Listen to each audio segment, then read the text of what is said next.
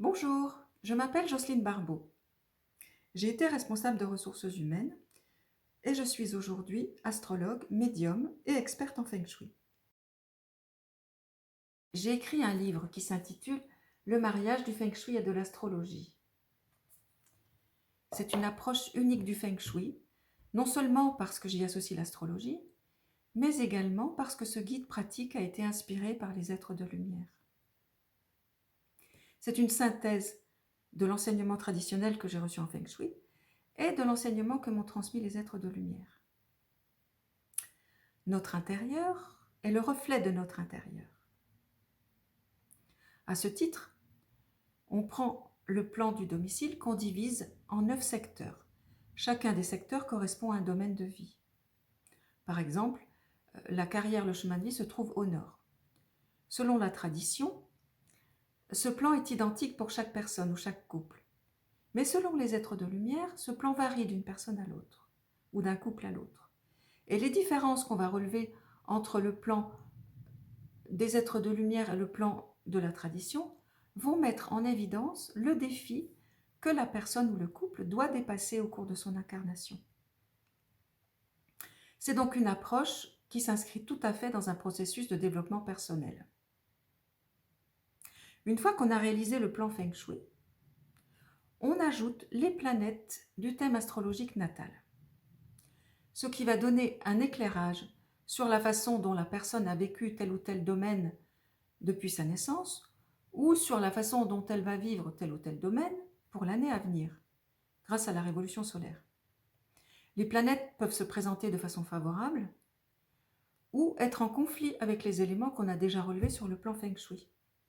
Et dans ce cas, l'harmonisation va consister à équilibrer les énergies de façon à les rendre positives grâce aux éléments de la nature, que sont le feu, la terre, l'air, l'eau, le bois et le métal.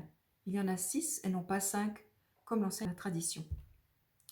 Cette harmonisation va avoir des effets concrets dans la vie quotidienne et va permettre de débloquer des situations problématiques, que ce soit dans le domaine professionnel, relationnel ou même financier.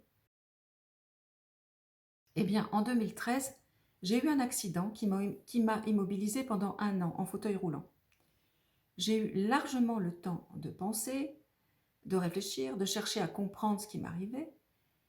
Et au fil de mes recherches, qui sont expliquées dans la préface du livre, j'ai été contactée par les êtres de lumière qui ont commencé à communiquer avec moi. Ils m'ont transmis un enseignement sur le Feng Shui, entre autres, mais sur d'autres choses. Et donc mon livre est le fruit de cette première expérience médiumnique.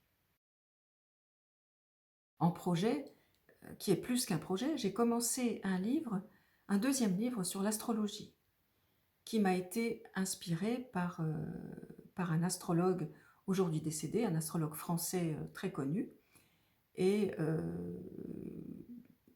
qui est le fruit de mes connaissances propres et de ce que lui m'inspire.